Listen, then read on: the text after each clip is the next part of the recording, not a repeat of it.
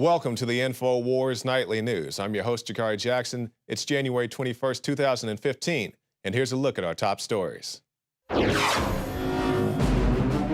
Tonight, Obama promises expensive goodies for the middle class. Obama. Including free community college. Then, the first book written in Gitmo unveils the bare truth behind the notorious prison. I will close Guantanamo. I will restore habeas corpus. Guantanamo, that's easy. Close down Guantanamo. And Samsung responds to privacy concerns over TVs recording personal conversations. All that plus much more up next on the INFOWARS Nightly News.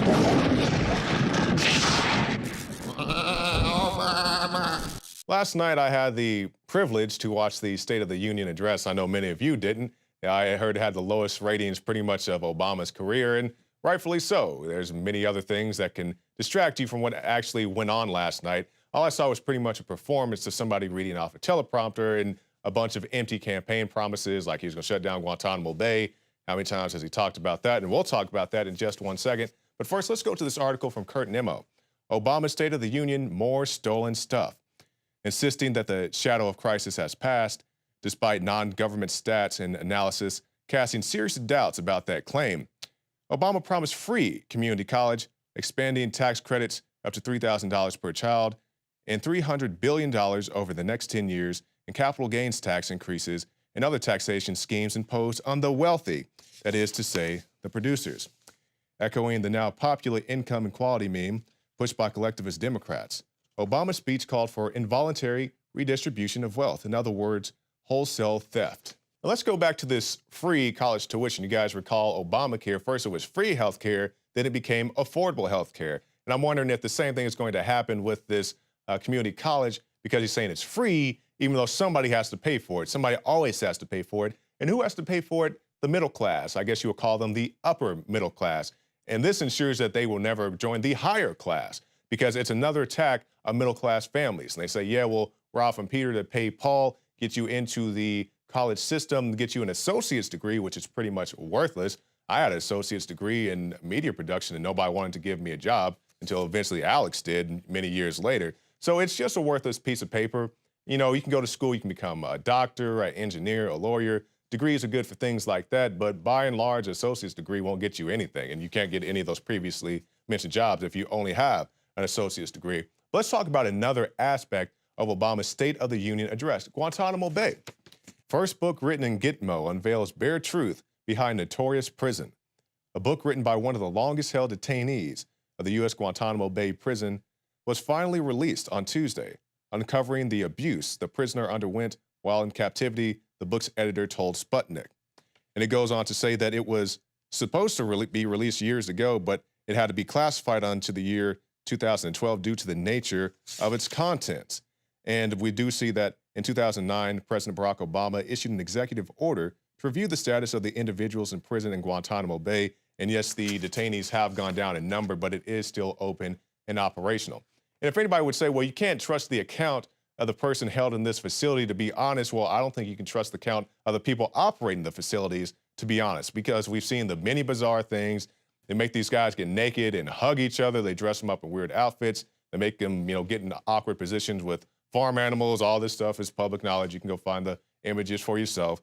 It's a very bizarre behavior, and this is what's going on. Not only this, the torture reports we've seen, the CIA torture reports, which people in the Senate didn't really seem to care about until they targeted them, being with the spying and all that. Then you have Feinstein and company coming out and say, we don't like all this stuff. Like, no, you just didn't like being spied on. And I'm sure they didn't enjoy that process themselves.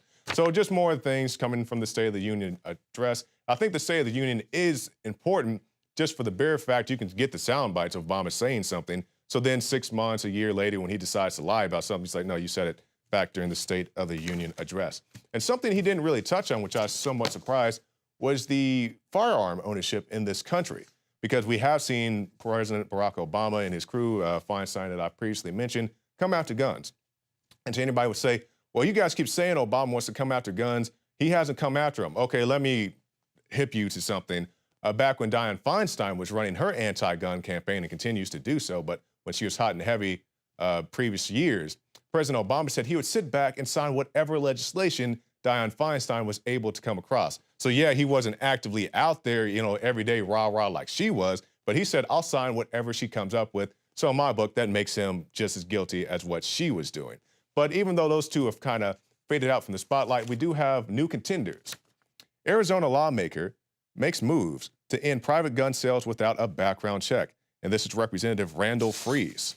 And this is a trio of bills that call for expanded background checks on private gun transfers and limits on firearm use by youths under age 14, and also criminalize the private transfer of firearms by requiring all private transfers to be conducted through a FFL dealer, and would restrict the use of any auto-loading firearm by a shooter under the age of 14 years old, which is to say that you can't transfer your firearm to your son, or you can't give one to your dad. And also they say they don't want children to use firearms. And to anybody who says a child should never touch a firearm, look at this report from the vault. As citizens in New York refuse to register their weapons, with politicians who have armed bodyguards, new schemes to infringe upon Second Amendment rights are already in the works. The Justice Department is clamoring for American gun owners to have smart guns that wouldn't operate without biometrics and/or some type of proximity device, such as a watch. You may say, well, what's wrong with that? In Iowa, a father was forced to leave a gun range because the state said his daughters were too young to fire a handgun even with adult supervision. You may also be saying, guns and children don't mix. A child should never be allowed anywhere near a gun. A male enters, he has a gun in his hand, and he points it toward this young man. At that point, the young man fired his handgun at the suspect, and the suspect was hit. But it surprised me a little bit, that he would do something like this, but in a way I'm glad he did. I'm glad his father trained him for this. When I was back there on the phone with 911, I heard the bathroom light turn on that was leading to the closet. And when I saw the door handle turn, I shot him. I guess it went through the door and went through him and went through the wall. A 15-year-old boy and his 12-year-old sister had been home alone in the Mount Royal Village subdivision. And at about 2:30, a pair of home invaders tried the front and back doors, then broke a back window. The brother grabbed his father's assault rifle and knew what to do with it. Two suspects showed up at Tomball Hospital. One, the adult, had multiple gunshot wounds and was flown to Memorial Hermann Hospital. But under laws such as those in Iowa, those children wouldn't have been able to defend themselves, especially if the weapons they used were their parents' registered smart guns. So as the establishment continues to put perfume on the pig known as gun control, remind them that the Second Amendment shall not be infringed. You can find more reports at INFOWARS.com. And those are just some of the examples of these things that you don't hear about. But something else that you probably didn't hear about, a knife attack in China. And this is why you need a firearm. China beheading, 2 dead in brutal knife attack in Yan'an shopping mall. And a person is believed to have been beheaded at a Chinese shopping mall in a knife attack that reportedly left 2 dead. Eyewitness photos published by a Hong Kong news outlet showed 2 dead bodies slumped on the floor in a pool of blood. Another showed a police officer picking up a severed head and placing it in what appeared to be a forensic bag.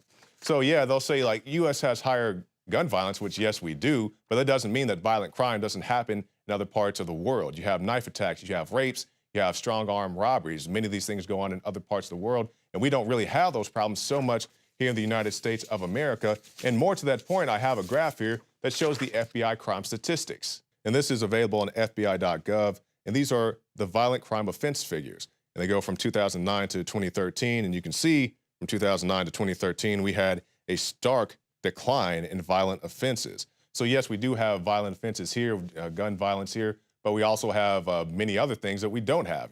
They have more knife attacks in other parts of the world and things such as that. And also here in the United States, you're much more likely to be killed by a blunt object like a baseball bat, a hammer, or even a knife than you are to be killed by a fully automatic weapon, even though they keep trying to ban the fully automatic weapons. They kill very few people nationally here in this country. Those are usually the most sensational stories. Yes, I will agree with you, but those are used in very small numbers of crimes. And here's another reason why you need a firearm. If somebody busts down your door carrying a machete, you can shoot them multiple times. Hey, you up! You up, quick! I gotta get him! Calm down! Calm down!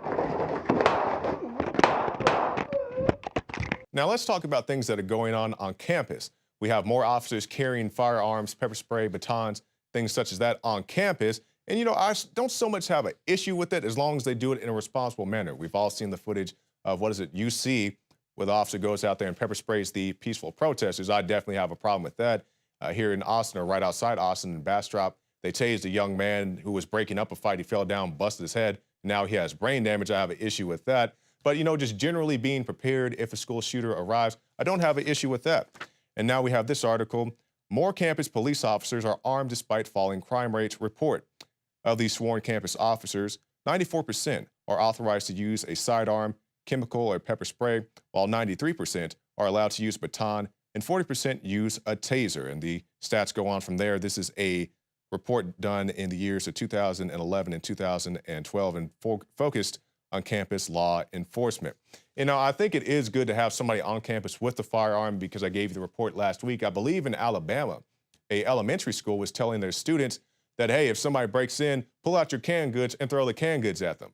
And while I am happy that they're at least teaching the kids to fight back, I think a better course of action would be to arm the principal, arm a janitor, arm somebody who's mobile in the school and can deal with a threat, at least to the police, until the police arrive. Because when I was in school, our plan in the case of an active shooter was to hide and act like nobody was home, which to me made no sense even at the time because the school shooter saw the school buses pull up to the school. He sees the kids playing in the playgrounds. He knows that somebody's home. And you need some way to defend the children. So, I think it is good to have them try to defend themselves, but also have somebody armed on campus. And in other school news, new cyberbullying law will force Illinois students to give up social media passwords. It says students suspected of cyberbullying, could face criminal charges under new Illinois state law if they refuse to reveal their social media passwords to school administrators. According to the new rule, all forms of digital harassment, whether done on or off campus, will be investigated as a violation of school disciplinary rules and procedures. So which is to say, if you harass some kid, and people do stupid stuff all the time. It's not just on Facebook. If anybody who's ever played, Xbox Live or PlayStation, whatever, the kids, they just talk all the time about stupid stuff, racial slurs and all that kind of stuff. But now they're saying they want to investigate any of that activity, even if it has nothing to do with school. And we have previously seen schools sending laptops home with the kids and they're spying on the kids, all types of crazy shenanigans. They want to monitor your kids' every behavior. And now they're trying to lock you up. Even, I believe it was last year, maybe it's 2012, where the young man posted something about Obama. It's just this young, goofy-looking wannabe rapper guy posting up middle fingers, F you, Obama, blah, blah, blah. They came and arrested that guy. It was a goofy thing for him to do, but it wasn't serious enough for him to be arrested. And he was facing serious charges. Maybe he still is. I need to go back and look up on that. And we'll end tonight with this, talking more about the spy state. Samsung responds to privacy concerns over TVs recording personal conversations. Last November, we highlighted Samsung's global privacy policy, which advises users to please be aware that if your spoken words include personal or other sensitive information, that information will be among the data captured and transmitted to a third party through the use of your voice recognition. Which is to say, pretty much any conversation that you have in your house, I would assume, is private in nature. And Samsung is saying, well, since we're telling you that this is a backdoor in your technology, then we can go ahead and spy on you anytime we see fit. It's not just on here. David Knight gave you the report earlier this week how the smart cars are going to start feeding your data back to the authorities and other people like that. Your phones, your TVs, your laptops, your cars, all types of stuff. It's truly a surveillance state, and you have to watch what you say. But what they really need to do is stop spying on you. And now we have these big NSA data centers in San Antonio and Utah, all over the place, sucking up your data. And anybody says, well, what are they going to do with all this data? I don't know why they want to micromanage everybody's life. Everybody asks why. I don't know why. All I'm doing is telling you that it is happening. And they keep trying to tell you that the only people that they're spying on are domestic terror or maybe even international terror suspects, which, yes, that is true. But they're also spying on you, the ordinary citizen, and they have no right to do that. You do have a Fourth Amendment right